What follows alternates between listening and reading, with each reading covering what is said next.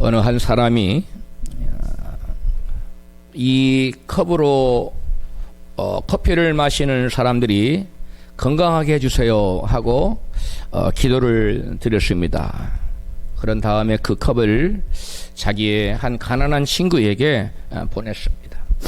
그 친구는 컵을 받은 친구가 보내준 컵으로 커피를 마실 때마다 커피 맛이 달라지는 이상한 체험을 했습니다.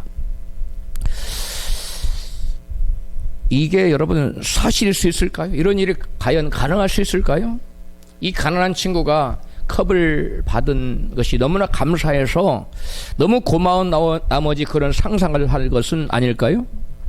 그래서 실제 그러한 일이 가능한지 실험을 해보았습니다. 그랬더니 놀랍게도 그 사람의 개인적인 어떠한 상상이나 착각이 아니었습니다. 실제로 실험을 해보니까 그 컵에, 그 기도를 한 컵에 커피를 부으면 놀랍게도 노화 방지 물질의 농도가 향상되는 것으로 나타났습니다.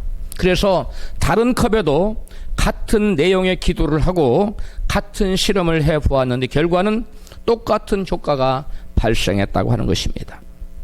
이 실험은 보통 일반이 한 것이면 뭐 실험 잘못됐지 이렇게 우리가 치부하면 그만입니다. 그런데 이 실험을 한 사람은 세계 물리학계 양자 물리학계의 거두인 미국 스탠포드 대학 교수인 윌리엄 틸러 박사가 친히 직접 실험을 한 결과입니다. 지난 주일에 저는 여러분에게 이중 슬립 실험을 소개해드린 바가 있습니다. 원자의 몇백만 분지 1에 지나지 않는 양자, 즉 미립자가 관찰자의 생각의 영향으로 고체로 알갱이로 행동한다는 내용이었지요. 지난주 소개한 이중 슬립 실험은 한 사람의 생각이 만물에 어떠한 영향을 미치고 있는가를 우리는 발견하는 실험이었다고 한다면, 오늘 여러분에게 소개한 이 기도컵 실험은 한 사람의 기도와 한 사람의 말이 만물에 미치는 영향력이 얼마나 엄청난 것인가를 보여주는 실험이라고 말할 수 있습니다. 과학자들의 이러한 실험 결과를 들으면 사람들은 다들 깜짝 놀랍니다. 그러나 사실은 그 사실이 2000년 전에 그 사실을 성경은 이미 기록해 놓고 있다는 사실입니다. 에베소서 3장 20절입니다. 우리 가운데서 역사하시는 능력대로 우리가 구하거나 생각하는 모든 것에 더 넘치도록 능히 하실 이에게 아멘. 바울은 우리가 구하는 모든 것 이상으로 하나님의 창조의 역사가 나타나도록 역사하신다고 증거하고 있습니다. 인간의 입술의 말에 이와 같은 창조적인 능력이 내재되어 있는 것은 이유는 우리 인간이 바로 하나님의 형상을 갖고 있기 때문입니다. 온 우주 만물은 하나님 입술에서 나온 말씀에 의해서 창조되어진 것입니다. 창세기 1장 3절에 하나님이 말씀하시기를 빛이 생겨라 하시니 빛이 생겼다라고 성경은 말씀하고 있습니다.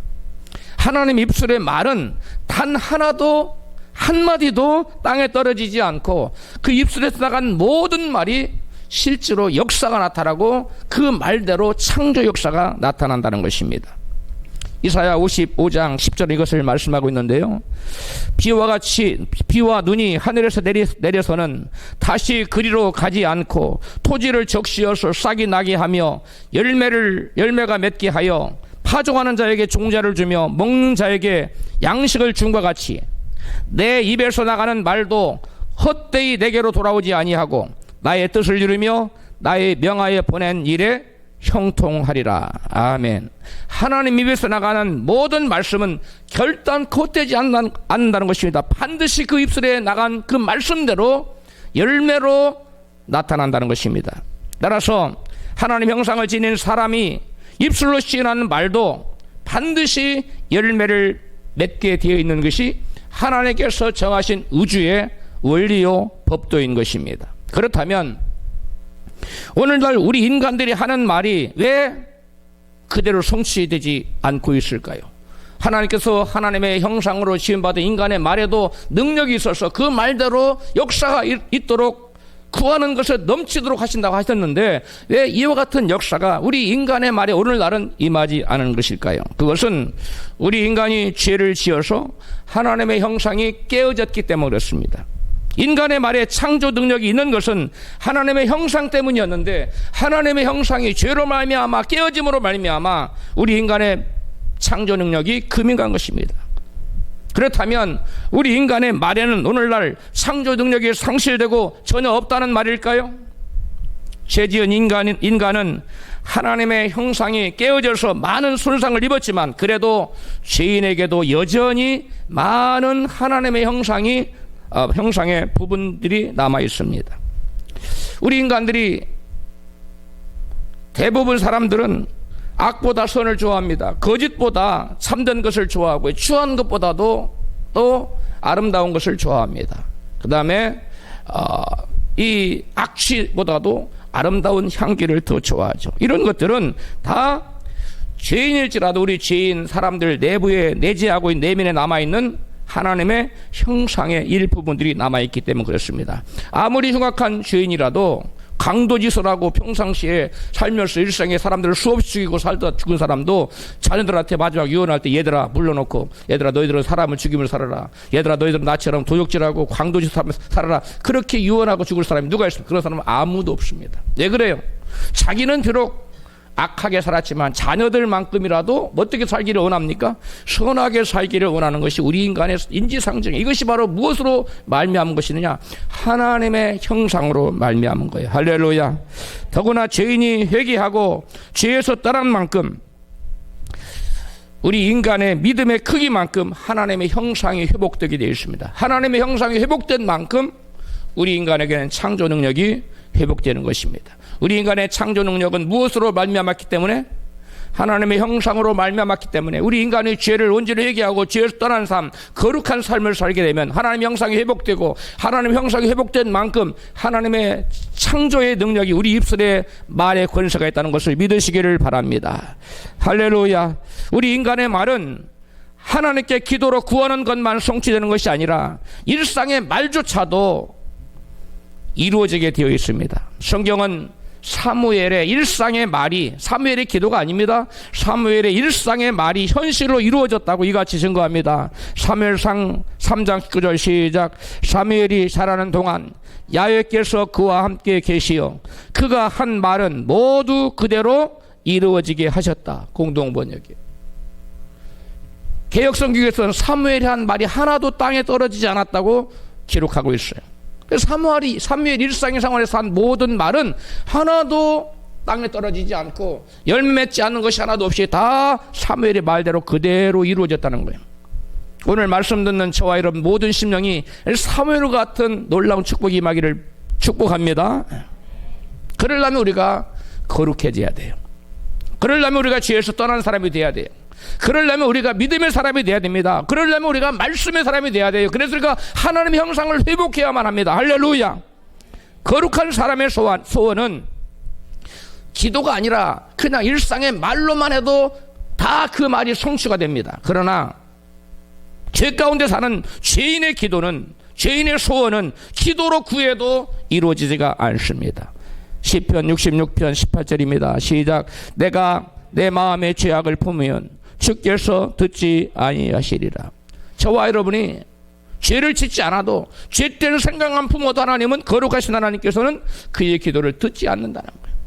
우리의 기도뿐만 아니라 우리의 말도 우리가 거룩한 생각, 거룩한 행동을 하며 하나님과 동행하는 삶을 살면, 우리가 기꺼이 기도하지 않아도 우리가 말만 해도 사무엘의 그 일상의 말이 연락되고 실제로 삶으로 구체화되고 현실화되었던 것처럼 저와 여러분의 말도 그 우리의 말에 능력이 있어서 현실화되고 구체화되는 역사가 나타날 줄로 믿습니다. 거룩은 믿음의 열매입니다. 믿음이 없으면 결단코 거룩한 생각이나 거룩한 삶을 살 수 없습니다. 그래서 믿음의 정도만큼 우리는 거룩한 삶을 사는 것입니다. 따라서 믿음의 크기만큼 하나님 형상이 회복되고 하나님 형상이 회복된 만큼 우리의 말에 권세가 있어서 우리의 말이 성취된다는 사실입니다. 그래서 예수님이 같이 말씀하십니다. 마가복음 11장 23절에 내가 진실로 너희에게 이르노니 누구든지 이 산더러 들리어 바다에 던지우라 말하며 그 말하는 것이 이룰 줄 믿고 마음에 의심치 아니하면 그대로 되리라. 아멘. 예수님은 지금 어떤 사람의 말이 성취되려면 의심치 않는 믿음이 있어야 한다고 말씀하고 계시는 것입니까? 믿음이 수반되지 않는 말은 응답이 없습니다. 그러나 우리가 의심치 않는 믿음이 없다고 낙심할 필요가 없어요. 우리가 믿음이 없는 말은 응답이 되지 않아요. 그러나 의심치 않는 믿음이 없을지라도 우리가 낙심할 필요가 없다는 거예요. 왜냐하면 믿음은 들음에서 나기 때문에 저와 여러분이 원하는 말을, 꿈꾸는 말을 끊임없이 동일한 말을 계속해서 반복해서 자기가 입술로 시인하면 그 시인한 말씀을 자기 귀로 듣고 자기 안에 믿음이 생성되기 때문에 그렇습니다. 그래서 어떤 사람의 반복되는 말은 그 사람의 믿음이 되어서 반드시 그 말의 열매가 현실로 나타나게 되어 있습니다. 그 반복되는 말이 긍정적이면 긍정적인 열매를 맺게 되어 있고요. 그 반복되는 말이 부정적이면 부정적인 열매를 맺게 되어 있는 겁니다. 그래서 여호와 하나님께서는 여호수아에게 내가 너희 조상들에게 주리라 한 약속의 땅을 차지하라, 그리고 그 땅에 들어가라고 명령하면서 이렇게 말씀합니다. 여호수아 1장 6절 같이 읽습니다. 마음을 강하게 하라, 담대히 하라. 너는 이 백성으로 내가 그 조상에게 맹세하여 주리라 한 땅을 얻게 하리라. 이 율법책을 내 입에서 떠나지 말게 하며 주야로 그것을 묵상하여 그 가운데 기록한 대로 다 지켜 행하라. 그리하면 내 길이 평탄하게 될 것이라. 내가 형통하리라. 아멘. 이 율법책을 입에서 떠나지 말게 하고 주야로 그걸 묵상하라고 그랬는데 이 율법책에 뭐가 기록되어 있습니까? 가나안 땅을 주리라고 약속한 약속의 말씀이 들어있어요. 그 약속이 기록되어 있어요. 저와 여러분에게 하나님 주시고 하는 놀라운 축복들이 이 성경책, 이 말씀의 율법책에 기록되어 있습니다. 그래서 하나님께서는 약속이 기록된 이 율법책을 여호수아에게 끊임없이 뭐하라고요? 읽고 입술로 시인하라고 주야로 묵상하라고 그랬어요. 하나님께서 주시기로 약속한 땅을 차지하려면 하나님의 말씀을 입에서 떠나지 않도록 하나님 말씀이 입에서 계속 시인되어야 되는, 끊임없이 읽으라는 거예요. 그 다음에 떠나지 않고 말씀을 주야로 묵상해야 한다고 말씀하고 있어요. 히브리어로 묵상이라는 단어는 하가라는 단어예요. 하가라는 단어인데 그 뜻이 말하다, 속삭이다, 중얼거리다, 명상하다, 깊이 생각하다, 그런 뜻이에요. 묵상하다라는 말은 그래서 하나님의 약속의 말씀을 낮은 소리로 읽거나 암송하면서 깊이 생각하라는 그러한 의미인 것입니다. 그러므로 여호수아에게 여호와 하나님께서 너는 네가 가나안 땅을 차지하려면 약속의 말씀을 계속해서 입술로 뭐 하라는 거예요? 시인하라는 거예요. 약속의 말씀을 계속 암송을 하든지 아니면 암송을 못하면 성경을 꺼내놓고 계속 읽든지 간에 아니면 계속 듣든지 간에 끊임없이 낮은 소리로 자기 귀에 들릴 정도로 계속 입술로 말씀을 뭐 하라고요? 시인하고 고백하라는 거예요. 그래야만 그 약속의 말씀이 너의 귀에 들려서 내 마음판에 새겨져서 그 말씀이 너에게 믿음이 된다는, 그 말씀에 대한 믿음이 생긴다는 거예요. 그 믿음이 생길 때 그 약속의 땅이 자기 것으로 된다는 것입니다. 할렐루야. 여러분, 전설했듯이 같은 말을 계속해서 반복하면 자기의 속귀, 이 내이가 먼저 듣고 자기가 발설한 말에 대한 믿음이 생기기 때문에 그렇습니다. 그래서 믿음 말은 반드시 열매를 맺기 때문에 하나님은 여호와 하나님께서는 여호수아에게 약속의 말씀을 주야로 뭐하라? 묵상하라는 거예요. 주야로 중얼중얼 말하라는 거예요. 묵상하라는 말은 영어로는 무터예요. 중얼거리다, 계속 반복해서 낮은 소리로 얘기하다, 그런 말입니다. 뿐만 아니라 사람의 믿음의 사람은 불가능해 보이는 것도 믿음으로 말한다고 예수님은 이같이 말씀합니다. 누가복음 17장 6절입니다. 시작. 주께서 말씀하시기를 만일 너희에게 겨자씨만큼의 작은 믿음이 있더라면 이 뽕나무더러 뿌리가 뽑혀 바다에 심겨 자라고 말할 수 있을 것이고 그것은 내 말에 순종하게 될 것이다. NIV를 제가 번역한 겁니다. 영어 NIV 성경이 이렇게 돼 있어요. 이 말씀의 핵심 포인트는 믿음이 있으면 어떤 사람이 믿음이 있으면 자기가 원하는 말을 말할 수 있다는 거예요. 그러면 믿음이 없는 사람은 자기가 원하는 말을 말할 수 있어요, 없어요? 없어요. 이게 바로 예수님께서 말씀하시고자 하는 핵심 포인트가 뭐냐면, 믿음이 있는 사람은 환경이 어떻든 간에 자기가 원하는 말을 말한다는 거예요. 그런데 믿음이 없는 사람은 환경에 따라서 이건 내게 안 되지 하고 자기가 원하지만 말하지 못한다는 거예요. 믿음의 사람과 믿음이 없는 사람의 차이점은 똑같은 환경 가운데서도 자기 힘으로 불가능한 것조차도 믿음 있는 사람은 자기가 할 수 있다. 내게 이것이 이루어진다고 뭐 할 수 있다고 말할 수 있다는 것입니다. 그러나 믿음이 없는 사람은 환경을 보고 이건 안 되지 하고 그 자기가 아무리 강력히 원하지만 마음에 소원하지만 그 소원하는 말을 입술로 말할 수 있다 없다? 없다는 거예요. 여러분에게 믿음이 있습니까? 그러면 여러분이 믿음 있는 사람 아멘 하신 분들은 어떠한 환경 가운데 여러분 원하기만 하면 그 원하는 말을 입술로 시인하십시오.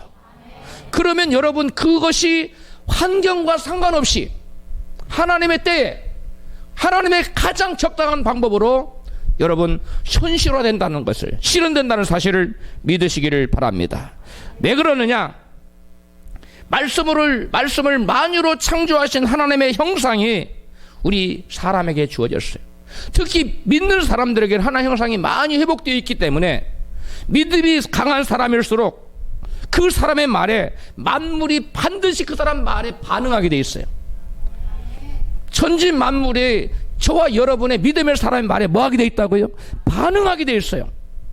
아까 컵에도 하나님 아버지 이 컵으로 커피를 마신 사람이 다 건강하게 해주세요 했더니 노화 방지 저희가 나왔다고 그랬잖아요. 마찬가지로 컵뿐만이 아닙니다. 뽕나무도 우리의 말에 귀를 기울이고요. 성경의 얘기입니다.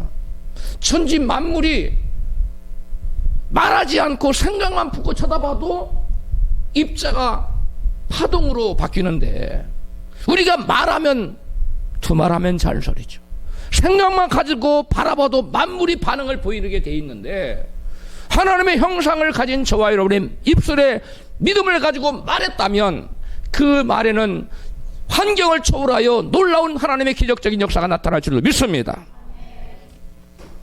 이건 놀라운 발견이에요. 하나님이 지금 현대의 양자 물리학의 발전으로 인해서 이 영적인 분야와 이 육적인 그 분야를 경계를 허물고 있어요. 이 놀라운 겁니다. 눈에 보이는 세계와 보이지 않는 세계의 경계를 허물어 버리고 있어요. 우리 사람들은 눈에 보이는 것이 다라고 생각하지요. 그러나 눈에 보이지 않는 것이 없다고, 눈에 보이지 않는다고 존재하지 않는 게 아니에요. 찰스 캡스 목사님은 Success Motivation Through the Word라는, 우리나라 말로는 당신의 말 속에 성공이 들어있다라는 제목으로 번역이 된 책인데요. 이 같은 말을 하고 있어요. 그분이 주님께서는 제게 한 번은 이런 말씀을 하셨습니다. 나는 이미 내 백성들에게 그것을 말하고 시인하고 고백하는 것을 가질 수 있다고 말했건만 안타깝게도 내 백성들은 자신들이 지금 가지고 있는 것만을 말하고 시인하고 고백하고 있구나. 우리 주님께서는 무엇을 말하라고요? 저와 여러분이 뭐 하는 것? 소원하는 것, 꿈꾸는 것, 바라는 것을 말하는 거야. 말하라는 거야. 할렐루야. 그러면 이루어지겠다는 거야. 그런데 사람들은 자기가 소원한 것을 말하지 않고 현실을 보고 얘기해요. 그렇기 때문에 우리는 그런 사람은 아무것도 받을 수가 없다는 것입니다. 사람들은 자기가 원하는 것을 말하지 않고 원치 않는 것을 말함으로써 하나님의 축복을 놓쳐버리고 마귀의 재앙을 불러들이고 있습니다. 입술로 시인하는 말이 자기의 마음에 새겨져서 믿음이 되고 그 믿음이 현실로 이루어진다는 사실을 사람들이 잘 모르기 때문에 그렇습니다. 아는 사람도 깨어있지 않으면 자기도 모르게 부정적인 말을 해서 재앙을 불러들여요. 그래서 성경이 같이 명령합니다. 잠언 4장 23절 시작. 무릇 지킬 만한 것보다 더욱 내 마음을 지키라. 생명의 근원이 이에서 나음이니라. 이거 생각에 관한 것이죠. 마음의 생각을 지키라는 거예요. 그 다음에 하나님은 이어서 말씀의 말에 관한 것을 얘기해요. 시작. 교율을 내 입에서 버리며 사곡을 내 입술에서 멀리하라. 여기서 교율이라는 것은 이케슈트라는 히브리 말이고 사곡이라는 말은 레주트라는 히브리 말인데 둘 다 삐뚤어짐, 부정직함 그런 뜻을 가지고 있어요. 그래서 우리가 말을 할 때 부정직하거나 삐뚤어지거나 사실이 아닌 것을 사실처럼 말해서는 안 된다는 거예요. 어떤 사람 말을 할 때 나는 무슨 일을 해도 되는 일이 없어 이렇게 말하는 사람이 있어요. 그런 사람은 어떤 일을 해도 안 돼요. 자기가 안 되도록 만들고 살아가는 것입니다. 어떤 사람은 너무 좋은데 그냥 좋으면 좋음으로 끝내야 돼. 좋아 죽겠어. 죽겠어는 거기 왜 붙습니까? 또 어떤 사람은 배불러 밥 먹고 배불러 죽겠다고 말해요. 네? 어떤 사람은 너무 좋은 나머지 좋아 미치겠어 이런 사람도 있어요. 자, 아니 좋으면 좋은 걸로 끝내야지 왜 미쳐요? 네? 이런 말을 성경은 뭐라고 말하느냐? 계율의 말이라고 그래요. 이런 말을 성경은 사곡의 말이라고 말합니다. 어떤 사람은 강아지 조그마한 거 보고 아주 너무 좋으니까 이 강아지 되게 크네 그렇게 말하는 사람도 있어요.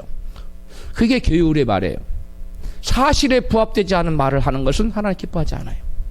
거짓된 말, 사실과 반대되는 말, 구부러진 말, 이런 말은 하나님 기뻐하게 내지 말라고 명령하고 있습니다. 할렐루야.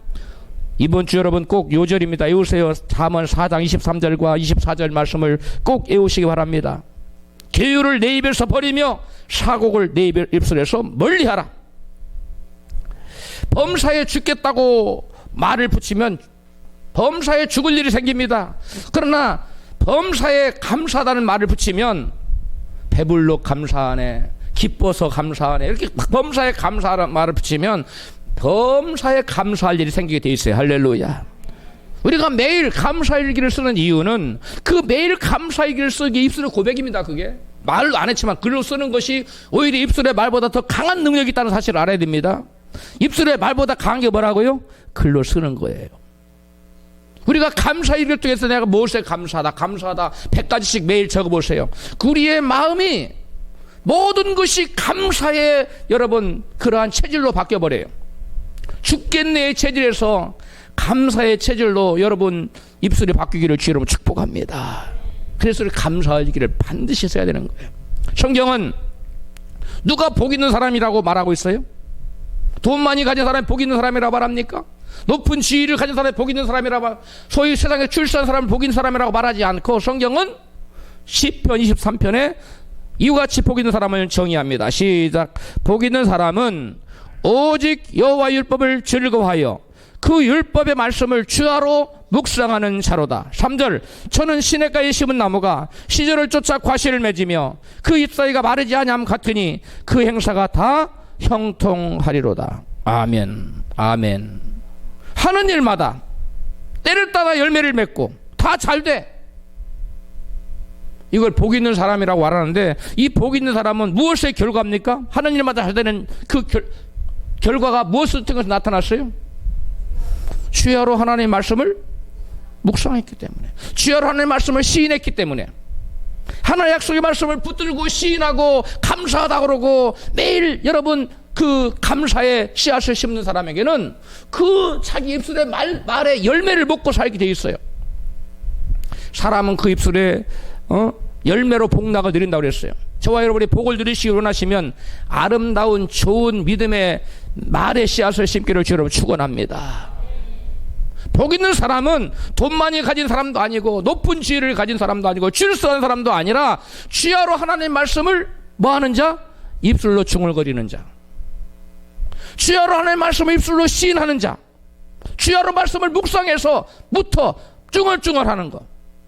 하가라고 그랬죠. 히브리어는 하가. 낮은 소리로 계속 쭝얼거리는 거예요. 운전을 하고 할 때도 말씀을 외우고 다니고, 자기 전에도 말씀을 외우고 자고, 입술로 쭝얼거리며, 일어나서도 말씀을 묵상하고. 저는 밤에 잠을 안 자도, 잠이 안 와도 괜찮아요. 말씀 외우다 보면 잠이 와요. 어디까지 외웠는지 아침에 잘 모르지만 제가 말씀 외우다가 잠이 들어요. 아침에 눈이 떠도 일어나기 힘들 때 말씀을 제가 외우고 있어요. 그러니까 체질화됐어요. 제가 시편 23편을 아마 수만 번 외웠을 것 같아요. 입술을 했을 것 같아요. 저의 삶에 부족함이 없어요. 사람들은 제가 가난하다고 여길지 몰라도 저는 부족함이 없어요. 왜 그래요? 여호와는 목자신 내가 모함이 없도다. 부족함이 끊임없이 제 입술로 달고 살았기 때문에 저의 삶 가운데 부족함을 제가 느끼지 않아요. 다윗이 그랬습니다. 다윗이 쫓겨다니는 삶을 살았지만 다윗은 부족함이 없다고, 여호와는 나의 목자시니 내가 부족함이 없다고 다윗이 외치고 다녔잖아요. 그래서 다윗은 부족함이 없는 삶을 살았어요. 여러분도 부족함이 없는 삶을 살기 원하시면 시편 23편을 하루에도 수십 번 수백 번씩 하십시오. 여러분 복 있는 사람이 되기를 원해요? 시편 1편을 끊임없이 여러분 외우세요. 시편 23편이라고 되어 있네. 복 있는 사람은 시편 1편인데 잘못됐지요. 그 다음에 바울은 우리의 구원의 문제는 우리의 입술의 말과 깊은 관계가 있다고 말씀하고 있습니다. 본문 로마서 10장 8절에요. 시작. 무엇을 말하느냐? 말씀이 내게 가까워 내 입에 있으며 내 마음에 있다 하였으니 내가 만일 내 입으로 예수를 주로 시인하며 또 하나님께서 그를 죽은 자 가운데 살리신 것을 내 마음에 믿으면 구원을 얻으리니 사람이 마음으로 믿어 의에 이르고 입으로 시인하여 구원에 이르느니라. 아멘. 우리가 구원 얻는 믿음을 갖기 위해서 말씀이 어디에 먼저 있어야 된다고 말하고 있습니까? 마음이 먼저 있어야 된다고 했어요? 입에 말이 먼저 있어야 된다고 했어요? 입에 먼저 있어야 된다고 말하고 있지요. 바울은 우리가 먼저 입술로 예수를 시인해야, 우리가 입술로 말씀을 시인할 때 그때 그 말씀이 우리의 마음에 새겨져서 그 마음에 새겨진 바가 믿음이 되고 그 마음에 믿음이 생기면 입술로 또 말하게 돼서 우리가 구원에 이른다고 말하고 있습니다. 마음속에 믿음이 생성되기 위해서는 먼저 입술에 말씀이 먼저 시인돼야 돼요. 우리의 마음에 하나님 말씀이 새겨져서 믿음이 되기 전에 먼저 입술에 말씀이 먼저 있어야 되는 거예요. 그래서 저와 여러분이 원하는 모든 것, 내가 바라는 모든 것이 현실화되기 위해서는, 응답되기 위해서는 먼저 내가 입술의 말로 그것을 끊임없이 뭐 해야 된다고요? 시인해야 된다는 거예요. 그럴 때 그 시인한 것을 내 내의가, 내 속귀가 듣고 그것이 마음판에 말씀이 새겨져서 나의 마음에 믿음이 생기는 거예요. 그래서 예수님 말씀처럼 내 믿음대로 될지어다. 이제 우리의 마음속에 말씀이 새겨져서 믿음이 되기만 하면 그것이 생기는 것은 시간 문제예요. 근데 사람들은 입술의 말로 자기의 끊임없이 되뇌이지 않기 때문에, 끊임없이 반복하지 않기 때문에, 믿음을 들으면서 하는 건 듣지 않기 때문에, 말하지 않기 때문에 믿음이 생기지 않아요. 믿음이 생기지 않으니까 어떤 것도 여러분 현실로 구체화되거나 현실화되지 않는 거예요. 여러분이 원하는 바가, 꿈꾸는 바가, 소원하는 바가, 하나님께 주신 비전이 여러분 삶 속에 현실화되기를 원하십니까? 그렇다면 여러분이 원하는 바를, 하나님께 주신 비전을 여러분 입술로 끊임없이 되뇌이시고 무토 쭝얼거리고 하가 낮은 소리를 읊조리시기를 바랍니다. 그럴 때 그것이 그 읊조리는 말, 그 묵상하는 모든 말이 나의 심령, 여러분의 심령에 새겨져서 믿음이 되고, 그것은 믿음은 내 믿음대로 될지어다라는 말씀처럼 현실화된다는 사실을 여러분 꼭 심령에 새기시기를 주 여러분 축복합니다. 입술에 말씀이 있어서 계속 말씀을 듣게 되면 그 사람 마음에 그 자기가 입술로 되뇌인 시인한 그 내용이, 말의 내용이 마음에 새겨져요. 그래서 믿음의 생각이 그 마음 심령에 뿌리를 내려요. 뭐가 뿌리를 내린다고요? 믿음의 생각이 그 마음에 뿌리를 딱 내려요. 그래서 이것을 시편 기자는 이같이 표현했어요. 시편 45편 1절 시작. 내 혀는 필객의 붓과 같도다. 필객의 붓, 글 쓰는 자의 붓, 글이 써지는 대로 우리가 펜으로 글을 쓰잖아요. 그 다음에 NIV 성경은 이렇게 이야기하고 있어요. 내 혀는 숙련된 탁월한 스킬풀이라고 되어 있는 작가의 편과 같도다 그랬어요. 우리의 혀는 그냥 말로 끝내지 않아요. 우리의 혀는 이 말이 필객의 붓처럼, 작가의 펜처럼 우리의 마음이라는 노트에 끊임없이 기록하고 있는 거예요. 깨달아서 마음에 납시다. 내 입술에서 나간 내 마음에 뭔가를 기록하고 싶어요. 새기고 싶어요. 뭘로 해요? 붓으로 해요? 펜으로 해요? 아니라 우리의 입술에 혀로 말로서 말하면 우리의 마음판에 새겨진다는 거예요. 여러분 어떠한 놀라운 약속의 말씀 여러분 심령에 새겨져서 그것이 현실화되기를 원하십니까? 그렇다면 여러분 그 말씀을 끊임없이 입술로 말하여 여러분 심령에 새기십시오. 그러면 여러분 심령에 말씀이 뿌리를 내리고 때가 되면 믿음이라는 열매가 나타날 줄로 믿습니다. 믿음이 열매가 나타나면 현실화되는 거예요. 그래서 저와 여러분 원하는 것들이 우리 눈에 나타나게 돼 있는 거예요. 그래서 우리는 이런 과정을 알지 못하기 때문에 금방 뭐가 안 된다고 투덜대요. 될 때까지 말하십시오. 될 때까지 입술로 시인하십시오. 될 때까지 말씀을 묵상하십시오. 그러면 하나님의 때에 하나님이 가장 아름다운 열매로 저와 여러분에게 나타나게 해줄 줄로 믿습니다. 이 말씀에서 바울이 구원을 말하는 구원은 단지 믿음의 결국인 죽은 이후의 영원 구원만을 말하지 않아요. 사람이 마음으로 믿어 의에 이르고 입술로 시인하여 구원에 이른다 그랬는데, 그때 바울이 말하는 구원은 단지 예수 믿고 죽어서 천국 가는 구원, 영원 구원만을 말하지 않고 저와 여러분의 삶 속에서의 범사의 구원을 말하고 있어요. 우리의 삶 속에서 저로 말미암은 모든 갖가지 저주로부터의 구원을 말하고 있으며, 육체적 질병으로부터의 구원이 우리는 필요합니다. 병든 사람에게는. 또 마음이 고통스러운 사람에게는 마음의 심적인 고통으로부터의 구원이 필요합니다. 시편 107편 10절, 출애굽 14장 10절 여러분 집에 가서 찾아보시기 바랍니다. 환경의 저주로부터의 구원이 필요합니다. 에스더서 4장 14절 나오는데, 또 기근의 저주로부터의 구원이 우리에게 필요합니다. 창세기 40장 6장 6절 7절에 나와요. 집에 가서 찾아보시기 바라요. 이러한 갖가지 저주로부터의 구원을 성경은 말하고 있어요. 우리의 구원은 영적인 구원, 예수 믿고 구원받아 지옥 가지 않고 천국 가는 영적인 구원도 있지만, 우리가 이 땅에 사는 동안은 우리의 죄로 말미암은 모든 환경의 저주로부터의 구원이 역시 필요합니다. 할렐루야. 우리가 영적으로만 사는 것이 아니잖아. 우리 육이 있잖아요. 우리 육적인 구원, 우리가 이 땅에 살면서, 세상에 살면서 모든 죄로 말미암는 저주로부터의 구원이 우리에게 필요한데, 그것을 삶의 저주로부터의 구원이라고 그래요. 이처럼 구원은 영혼의 구원에 국한되지 않고 삶에서의 저주로부터의 구원도 있는데, 이 구원의 스펙트럼이 여러 가지로 다양하게 나타나고 있어요. 질병의 저주, 또 심적 고통의 저주, 환경의 저주, 기근의 저주, 궁극적으로 영혼의 저주에서 우리가 저와 여러분이 구원을 받아야 한다는 것입니다. 그런데 이러한 총체적인 구원에 이루어지는 원리가 한마디로 말하면 말씀을 입술로 뭐함으로써? 시인함으로써, 묵상함으로써 이루어진다는 거예요. 따라합시다. 구원은 내 입술의 말로 끊임없이 묵상하고 시인할 때 점진적으로 나타납니다. 믿으시면 아멘 하십시오. 우리 입술의 말로 시인하는 모든 말은 우리의 속기가 들어요. 상대가 듣기 전에 내가 먼저 들어요. 그리고 그 말이 마음에 새겨져요. 그것이 믿음을 생성하기 때문이에요. 여러분, 여러분의 목소리를 녹음기에다 녹음해 들어봐요. 여러분 목소리 같아요? 아니죠. 그 녹음기로 들은 것은 우리의 의기로 듣는 거예요. 내 걷기로 듣는 거예요. 그러나 내 목소리라고 생각하는 건 내 내의가 들은 거예요. 그래서 나는 내 목소리 이런데? 라고 생각했던 것은 내 내의가 듣는 거예요. 그러니까 녹음기로 들으면은 다른 거예요. 녹음기로는 의의가 듣는 겁니다. 걷기가 듣는 거예요. 그런데 저와 여러분 말하는 모든 것은 먼저 사람들의 상대방의 의의에, 걷기에 들려지기 전에 먼저 어디에 들려진다?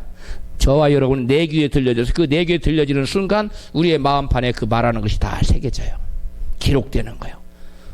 혀는 뭐가 같다? 내 혀는 필객의 붓과 같도다. 작가의 펜과 같도다. 할렐루야. 그러므로 좋은 것이 아름다운 열매, 내가 원하는 것이 아름답게 열매게 되려면 우리는 내가 원하는 바를 말해야 돼요. 그래야 내 마음속에 내가 원하는 것이 믿음이 생겨요. 그런데 어떤 사람은 자기가 원하지 않는 것을 얘기해. 좋아 죽겠다. 좋아 미치겠다. 그게 자기가 원하지 않는 거잖아요. 그렇게 사람들이 그 언어 습관이 그렇게 되어 있는 사람이 있어요. 여러분 이제부터는 모든 범사의 모든 말에 감사하다는 말을 붙이십시오. 범사의 모든 말에 기쁘다고 붙이십시오. 좋으면 살 일이지 죽을 일입니까? 좋아 살겠다고 말하십시오. 그러면 살 일이 나타납니다. 믿습니까? 그래서 성경은 진리의 말씀을 마음속에 새기라고 말씀하고 있어요. 잠언 3장 3절 시작. 인자와 진리로 내게서 떠나지 않게 하고 그것을 내 목에 매며 내 마음판에 새기라. 내 어디에 새기라? 마음판. 아까 어떻게 새긴다고 그랬어요? 입술의 말로. 그 다음에 4절 시작. 그리하면 내가 하나님과 사람 앞에서 은총과 귀중 여김을 받으리라. 하나님 앞에 사람 앞에 은총 얻고 귀중 여김을 받으려면 우리 입술의 말이 여러분 아름다운 말로, 긍정적인 말로, 믿음의 말로, 축복의 말로 계속 새겨질 때 은총과 귀중 여김을 받는 그런 자리에 올라가요. 할렐루야. 근데 맨날 죽겠다 그러고 맨날 짜증난다 그러고 맨날 신경질 난다 그러면 그 사람 맨날 죽을 일, 짜증날 일, 신경질 날이 계속 그 사람 삶 가운데 가시엉겅퀴처럼 돋아나게 돼 있어요. 말씀을 마음에 새기는 방법은 말씀을 자꾸 듣는 거예요. 어떻게? 자기가 자기 입술로 끊임없이 말함으로써. 누군가가 나에게 계속 들려주면 좋지만 나에게 누가 끊임없이 축복의 말을 해주는 사람은 많지 않거든요. 목사님이나 이런 만나면 집사님 복 받을 거예요. 우리 회장님 복 받을 거예요. 우리 장군님 복 이렇게 얘기해 주지. 누가 뭐 엉뚱한 사람 만나서 머리 써봐주고 그렇게 축복합니까? 안 하잖아요. 그건 누가 할 수 있느냐? 내가 하면 돼요. 입 뒀다가 어디다 쓸 거예요? 여러분을 축복하는 데 쓰십시오. 할렐루야. 여러분 가정을 축복하고, 여러분 직장을 축복하고, 여러분 사업체를 축복하고, 여러분 자녀를 축복하고, 여러분 남편과 아내를 축복하고, 우리 교회를 축복하고, 이 나라를 축복하는데 여러분 입술을 쓰십시오. 그렇게 쓰라고 뒀지 하나님이 남 비방하고 욕하라고 쓴 게 아니에요. 그 남 비방하고 욕은 다 기록돼서 자기 김에요. 남을 저주하지 마세요. 남이 못되는 얘기를 하지 마세요. 남을 향하여 긍정적이고 아름다운 얘기를 하시기를 축복합니다. 그러면 우리 인생이 바뀌어요. 할렐루야. 예수님은 씨 뿌리는 비유를 통해서 우리의 말은 씨앗과 같다고 말씀하고 계세요. 누가복음 8장 11절입니다. 시작. 이 비유는 이러하니라. 씨는 하나님의 말씀이요 길가에 있다는 것은 말씀을 들은 자니 이에 마귀가 가서 그들이 믿어 구원을 얻지 못하게 하려고 말씀을 그 마음에서 빼앗는 것이요. 13절. 바위에 있다는 것은 말씀을 들을 때 기쁨으로 받으나 뿌리가 없어 잠깐 믿다가 시험 받을 때 배반하는 자요. 하나님께서 죄인들로 하여금 구원받아서 생명을 얻게 하는 원리가 예수님의 이 씨 뿌리는 비유 속에 드러나 있어요. 하나님은 말씀이라는 씨앗을 끊임없이 뿌려서 그 영혼이 구원받게 하려고 하는데 마귀는 그들이 그 말씀을 믿어서 구원받게 하지 못하게 하려고 마음에서 그 말씀의 씨앗을 빼앗아 가버린다는 거예요. 이게 여러분 영적인 원리가 들어있어요. 이 비유는 우리의 말의 씨앗이 영적인 또는 실제의 삶 속에 어떻게 열매를 맺는지 그 영적인 원리를 계시하고 있는 말씀이에요. 예수는 마태복음 4장 11절 14절에서 뿌리는 자는 말씀을 뿌리는 것이라고 말씀하고 있어요. 예수님만이 그리고 주의 종만이 여러분에게 설교를 통해서 말씀을 통해서 말씀 뿌리는 것이 아니라 여러분 자신도 여러분 스스로에게 말씀의 씨앗, 생명의 씨앗, 축복의 씨앗을 뿌릴 수 있다는 사실을 믿으시기를 바랍니다. 물론 설교 시간에 하나님 말씀에 귀 기울이고 귀를 쫑긋하고 온 전심으로 하나님에게 뭐라고 말씀하면 귀담아 들어야 돼요. 그리고 아멘 열심히 해야 돼요. 그때 여러분 심령의 말씀에 새겨집니다. 할렐루야. 왜? 들을 때 새겨지니까. 근데 그때 아니래도 여러분이 차 타고 할 때도 말씀을 외우고 또 말씀을 듣고 하면서 끊임없이 축복의 말씀을 여러분 심령에 새길 수 있다는 사실을 여러분 믿으시기를 바랍니다. 할렐루야. 마귀는 우리가 구원받지 못하게 하려고 아까 구원이 무슨 구원이 있다고 했어요? 영혼의 구원과 모든 삶 속에서의 생활에서의 모든 죄로부터의 저주가 있다고 했어요. 그런 저주로 갖가지 저주로부터 가난의 저주, 질병의 저주, 마음의 고통의 저주, 환경이 막 가시엉겅퀴가 나는 저주, 이런 갖가지 저주로부터 우리가 구원을 받기 위해서는 우리가 말씀이 필요한 거예요. 믿음이 필요한 거예요. 우리가 그런 갖가지 저주로부터 구원이 필요한 거예요. 그런데 그 구원을 받는 방법이 뭐냐? 하나님이 그 말씀에 뭘 뿌린다? 씨를 뿌리는 거예요. 심령에 뭘 뿌린다? 마음에 말씀의 씨를 뿌리는 거예요. 할렐루야. 말씀의 씨를 뿌리는 건 저와 여러분 죽어서 천국 가라고 말씀의 씨앗을 뿌리는 것이 아니에요. 우리의 삶 속에서의 갖가지 저주로부터 구원받게 하시려고도 하나님께서 말씀의 씨앗을 뿌리는 겁니다. 그러므로 우리가 하나님 말씀을 들을 때만 아멘 아멘 해서 받을 것이 아니라 저와 여러분 스스로가 범사에 자기 전에 자고 나서 밥 먹기 전에 밥 먹고 나서 차 운전할 때 또 일하며 생각난 말씀을 끊임없이 시인함으로 말씀을 주야로 묵상함으로 우리의 심령에 축복의 말씀의 씨앗을 심을 수가 있다는 거예요. 할렐루야. 그래서 우리 저와 여러분 심령 속에 구원의 역사가 나타난다는 사실을 믿으시기를 바랍니다. 할렐루야. 길가밭이 나와요. 길가밭. 길가밭에 사람 말씀을 받을 때 마귀가 그 사람 구원 얻지 못하게 하려고 말씀 들을 때 졸리게 만들어, 자게 만들어, 딴 생각하게 만들어, 집에 누룽지 생각나게 만들어. 또 집에 가스불 안 켜놓고 왔나? 느닷없이 가스불이 갑자기 생각이 나. 그런 엉뚱한 생각에서 그걸 성경에 혼미한 생각을 박여준다 그랬어. 말씀을 모아서 뺏어가서 그 사람 뭐하지 못하게 하려고 구원 얻지 못해. 구원은 영원 구원만이 아니에요. 저와 여러분 모든 삶의 저주로부터 구원받아야 됩니다. 할렐루야. 그런데 그 말씀 모든 삶의 저주로부터 구원받으려면 우리에게 믿음이 있어야 돼요. 그 믿음은 어디서 나요? 들음에서 나요. 들음은 그리스도의 말씀이에요. 그러니까 저와 여러분 끊임없이 입술로 말을 계속 시인함으로써 저와 여러분 심령에 말씀의 씨앗을 심어서 결국은 구원은 믿음이 생기고 우리의 삶 속에 놀라운 구원 역사가 나타난다는 사실입니다. 할렐루야. 그 다음에 돌밭은 어떤 밭이냐? 기쁨으로 말씀 받아 은혜 받았어요. 막 은혜 받다고 막 난리가 났습니다. 기쁘다고. 근데 잠깐 그 은혜 받고 믿어요. 그런데 말씀을 빼앗아 가려고 마귀가 환난과 시험을 가져다 주면 헐레당 넘어가 버려요.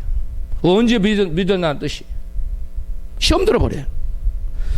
마태복음 13장 20절 이것을 말하고 있어요. 시작. 돌밭에 뿌리 얻었다는 것은 말씀을 듣고 즉시 기쁨으로 받되 그 속에 뿌리가 없어 잠시 견디다가 말씀을 인하여 환난이나 핍박이 일어날 때에는 곧 넘어지는 자요. 아까 말씀을 어떻게 했어? 아까 마귀가 왜 그 씨앗을 말씀의 씨앗을 어떻게 해서 뺏어간다고 했어요? 어떻게 해서? 마귀가 그들에게 구원을 얻지 못하게 하려고 믿어서 구원받지 못하게 하고 말씀의 씨앗을 뺏어가 버린다고 했잖아요. 근데 이번에는 어떻게 해서? 말씀을 들었고 은혜 받았는데 그 말씀 계속 시인하고 다녀. 막 그런데 이제는 뭘 가져다 줘요? 환난과 시험, 풍파, 고난, 때로는 질병이 올 수도 있어요. 마귀가. 그 다음에 막 문제가 생길 수 있어요. 뜻하지 않은 막 큰 문제가 생겨요. 내가 하나님 있는데 왜 이런 문제가 생겨요? 그러고 하나님 떠나버려. 시험 들어서 교회 안 나와버려. 그런 사람은 구원 역사가 안 나타나요. 나타나려고 지금 막 뿌리 내리고 있다가 없어요. 시험 들지 마십시오. 말씀을 끊임없이 시인했어. 요셉이 말씀을 지키려고 하다 보니까 마귀가 보디발의 아내를 통해서 강간 미스봄으로 몰아가지고 감옥에 집어넣어 버렸잖아요.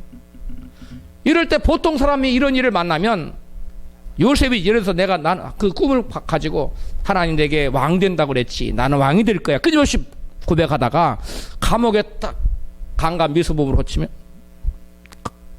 쳐넣어지면 보통 사람은 그런 말을 계속 할 수 있을까요? 없을까요?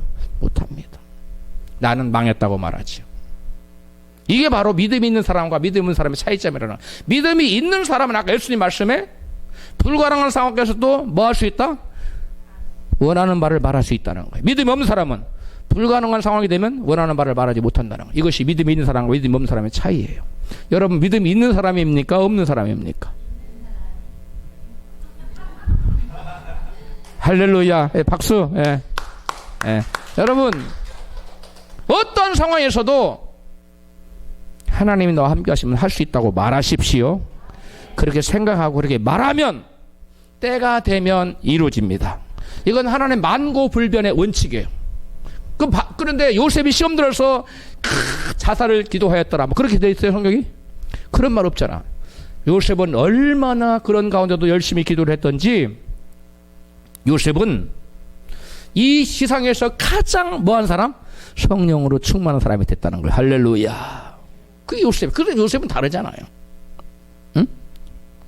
마귀가 요셉을 시험한 것은 요셉의 마음속에 하나님 부어주신 하나님 비전 그리고 약속의 말씀을 빼앗아가기 위한 수법이었어요.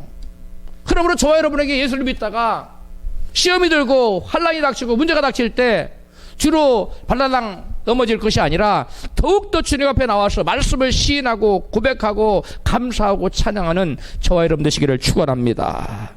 그런 사람은 요셉과 같은 불같은 시험을 만날지라도 더욱 기동하여 더 성령 충만한 사람이 돼서 결국은 하나님의 비전을 이루는 사람이 되고야 마는 것입니다. 전도하다가 붙잡혀 모진 매를 맞고 감옥에 갇힌 바울은 빌립보 감옥에서 하나님을 원망하거나 불평하지 않고 도리어 기도하고 찬송하며 하나님께 영광 돌렸습니다. 그랬더니 바울이 꿈꾸던 로마의 관문인 빌립보의 교회를 개척하는 역사가 나타났어요. 할렐루야. 옥저가 흔들리고 모든 쇠사들이 풀어지니까 그 죄수가 죽을 자결하려고 그랬잖아요. 죽지 말라. 우리 아무도 도망가지 않았다. 우리가 어떻게 구원 얻으리까? 주 예수를 믿으라. 그리하면 너와 내 집이 구원 얻으리라. 할렐루야. 그래서 그 죄수의 간수의, 여러분 죄수가 아니라 간수의 모든 가족이 다 회개하고 예수 믿고 빌립보 교회 개척의 1호 개척 멤버가 된 거예요. 할렐루야. 여러분, 저와 여러분의 뜻대로 안 된다고 사람들은 원망합니다. 그리고 불만을 쏟아놓고 내가 원치 않는 말을 막 말합니다. 나는 망한다고, 나 끝났다고. 하나님은 아직 안 끝난, 자기가 다 먼저 끝내버려. 그러지 마십시오. 옆에 계신 분에게 하나님 아직 안 끝냈어요. 하나님 지금 일하고 계세요. 잠자코 참고 계세요. 앞뒤에 계신 분에게 기다리고 계세요. 하나님 일하고 계십니다. 믿습니까?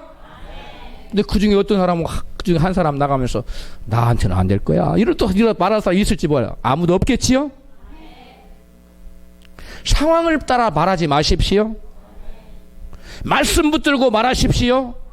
약속대로 말하십시오. 약속대로 되면, 그래서 마귀가 그런 환난을 가져다줘서 말을 못하게, 요셉한테 마귀가 따져, 야 네가 지금 감옥에 있는데 무슨 왕이 돼. 네가 감옥에 있는데 무슨 지도자. 너는 지금 강간 미수범이야. 제목도 굉장히 아름답잖아. 이렇게 가면서 마귀가 막 할 때 내가 왕이 될 수 있다고 요셉이 그 전까지, 감옥 그 전까지 막 외쳤을지라도 감옥 들어 그 말을 할 수 있겠냐 이거예요. 그게 믿음의 사람과 믿음의 사람이 아닌 사람의 차이점이라는, 할 수 없는 불가능한 상황에서도 믿음의 사람 요셉은 그렇게 얘기를 하고 끊임없이 성령 충만함을 입었다는 거. 할렐루야. 마귀가 우리에게 환난을 가져다 주고 우리를 입술에 못을 못하게 하려고, 믿음의 시인을 하지 못하게 하려고, 긍정적인 말을 하지 못하게 하려고, 약속의 말씀을 시인하지 못하게 만들려고 마귀는 끊임없이 환난과 시련과 풍파를 가져다 주는 거예요. 할렐루야. 야고보 사도는 우리의 입술의 말은 말을 달리는 말이죠. 달리는 말을 제어하는 제갈각 같고 배의 방향을 결정짓는 그 조그만 배 밑에 키워 같다고 말씀해요. 그러면서 이어서 야고보 사도는 야고보 3장 6절 이같이 말씀합니다. 시작. 혀는 우리 지체 중에서 온몸을 더럽히고 생의 바퀴를 불사르나니 그 사르는 것이 지옥불에서 나느니라. 우리가 읽은 개역 성경에. 그런데 확대 번역 성경은 이것을 뭐라고 번역해 놨느냐? 같이 시작. 혀는 태어날 때부터 가지고 나온 모든 것들을 불사르며 라고 되어 있어요. 자, 이 확대 번역 성경을 보면 야고보서 3장 6절은 우리가 건강하게 태어났다면 태어날 때부터 가지고 나온 것을 혀가 불살라 버리기 때문에 우리가 혀를 올바르게만 사용한다면 건강 잃어요, 안 잃어요? 안 잃어요. 우리가 태어날 때 뭘 가지고 나왔습니까? 그 가지고 나온 것을 우리가 혀를 정상적으로만 하나님 기뻐하시는 방향으로 사용하면 절대 잃지 않는다는 겁니다. 그런데 우리가 태어날 때 하나님 주신 축복 다 잃어버리는 이유가 뭐냐? 뭐를 잘못 사용했기 때문에? 혀를 부정적으로 사용하기 때문에 그렇다는 거예요. 여러분, 혀를 부정적으로 사용하지 마십시오. 누군가가 너는 그거 할 수 없어 말한다 할지라도 사탄아 물러가라. 나는 할 수 있다고 말하세요. 나는 안 돼도 누가 나로 하여금 하게 할 수 있다? 하나님이 하신다고 말씀하십시오. 이게 엄청난 중요한 것을 하고 있는데 아멘을 크게 하셔야 돼요. 이게 지금 우리의 이 생 전체를 바꿔버리는 말씀들이, 요즘 나간 계속 주시는 말씀들이 전부 그런 말씀 하나 주고 계세요. 이게 시리즈 같이, 내가 시리즈로 하려고 한 게 아니라 하나님끼리 감동을 주세요. 우리의 혀가 어떻게 쓰여지냐에 따라서 우리의 운명이 A로도 될 수 있고 B로도 될 수 있고 C로도 될 수 있고 G로도 될 수 있고 F로도 될 수 있고 A, B, C, D가 학점이라면 우리 인생의 학점이 각기 달라질 수 있다는 거예요. 저와 여러분, IP종교에 오신 여러분들, 이 주인 되신 여러분들 다 인생의 A학점 받으시기를 주로 축복합니다. F는 하나도 없기를 바랍니다. F는 구원 못 받는 거예요. 큰일 나는 거예요. F는 탈락이에요. 폴다운이에요. F는 다 A 플러스 하나 더 붙여가지고. 할렐루야. 다 그런 복이 있으시기를 바라요. 그렇게 될 줄로 믿습니다. 감사일기 잘 쓰고 있죠? 감사일기처럼 막 되는 겁니다. 할렐루야. 지금 없어요? 그러면 하나님 이거 해줄 걸 믿고 미리 감사를 쓰세요. 그러면 감사일기가 하루에 100가지만 써요. 앞으로 소원도 거기다 다 빌어서 이렇게 이루어질 줄 믿고 감사를 때는 선감사. 따라합시다. 선감사일기. 미리 감사를 써놓는 거예요. 하나님 때가 되면 이루어질 거 믿습니다. 이렇게 믿고 미리 감사합니다. 이렇게. 그러면 목사님 100가지 어려워요. 그런 말이 쑥 들어가지요. 할렐루야. 그 다음에 이어지는 야고보서 3장 8절 말씀은 혀는 같이 읽어요. 혀는 능히 길들일 사람이 없나니 쉬지 아니하는 악이요 죽이는 독이 가득한 것이라 했어요. 악독이 가득한 혀를 사람은 아무도 기들일 수 없어요. 우리가 뭐 사자도 길들일 수 있고 뭐 곰도 다 길들일 수 있는데 이 사람의 혀는 길들일 수 없다는 거예요. 그럼 우리 인간의 혀를 길들일 분은 누구실까요? 하나님의 성령께서만이 우리 인간의 혀를 길들일 수 있어요. 그래서 하나님 성령께서 이 땅에 오셔서 제일 최초에 우리 인간에게 하신 일이 뭡니까? 오순절 마가다락방에서 방언받게 하셨어요. 우리 인간의 뭘 주장하겠다는 거예요? 혀를 주장하시겠다는 거예요. 왜? 혀를 바꾸지 않으면 인간 운명이 바뀌지 않기 때문에. 혀를 바꾸지 않으면 여전히 마귀자식 노력을 할 수 있고 마귀 연합할 살 수밖에 없기 때문에 하나님께서 가장 먼저 오셔서 하신 것이 새 방언을 말하게 하신 거예요. 전국 방언을 말하게, 천국의 언어를 말하게 하신 거예요. 할렐루야. 천국의 언어는 감사합니다. 마귀 언어는 뭐냐? 원망 불평이에요. 미움의 언어예요. 시기의 언어예요. 새 방언을 말하시기 바랍니다. 새 방언을 말하라니까 뭐 랄라살라 그것만 말하는 건데 물론 그것도 새 방언인데 라칼라살라 이런 것만 말하지 말고 감사합니다. 하나님 복 주셔서 감사해요. 하나님 땡큐요. 하나님 너무 기뻐요. 하나님 없이 저는 못 살아. 이렇게 말하는 거. 이거 하나님이 여러분 기뻐하는 새 방언이에요. 새 방언을 말하십시오. 여러분 천사의 언어인 이 방언 못해도 괜찮아요. 그냥 이런 감사의 말을 열심히 하시면 돼요. 할렐루야. 성경은 말씀합니다. 민수기 14장 28절에 너의 말이 내 귀에 들린 대로 내가 행하겠다. 너희 말이 내 귀에 들린 대로. 저와 여러분 입술의 말이 하나님에게 귀에 들린 대로 하나님이 시행해 주겠다는 거예요. 아까 에베소 3장 20절에 말씀했죠.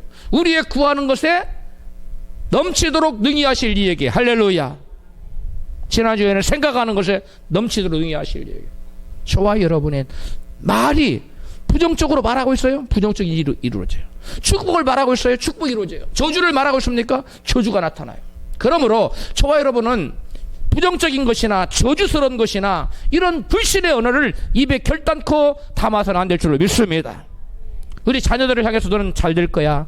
하나님 너와 함께 하신 내가 못 될 리가 있겠어. 너는 반드시 날 때. 너는 백두산에 혼자 남아도 너는 살아남아. 하나님 함께 이렇게 말해줘야 됩니다. 너는 아마 에덴 동산 가서 살아도 안 될 거야. 이렇게 말하면 안 돼요. 그건 마귀 언어예요. 천국의 언어는 뭐냐? 너는 한라산에도 혼자 놔도는 살 거다. 하나님 함께 하셔서. 너는 백두산에도 혼자가 살아. 하나님 함께 해서는 잘 살 것이다. 할렐루야. 현재 눈에 보이는 것 따라 말하지 마십시오. 시편 23편은 다윗이 쫓기고 가장 궁핍하고 어려울 때 지은 시예요. 여호와는 나의 목자시니 내가 부족함이 없으리로다. 가장 어려울 때 지은 시예요. 그의 다윗의 그 입술의 고백대로 시인대로 다윗은 어려움이 없는 사람, 부족함이 없는 삶, 넘치는 삶, 내 잔이 넘치나이다. 그의 잔이 인생의 잔이 넘치는 복된 삶을 살지 않았습니까? 현재 눈에 보이는 상황 따라 말하지 말고 하나님께 받은 약속과 비전과 꿈, 내가 이루어지기를 원하는 소망들을 입술로 시인하시기 바랍니다. 그래야 우리의 입술의 말을 바꾸어 하나님의 꿈과 비전을 이루는 창조적인 역사가 나타나시기를 주님의 이름으로 축원합니다.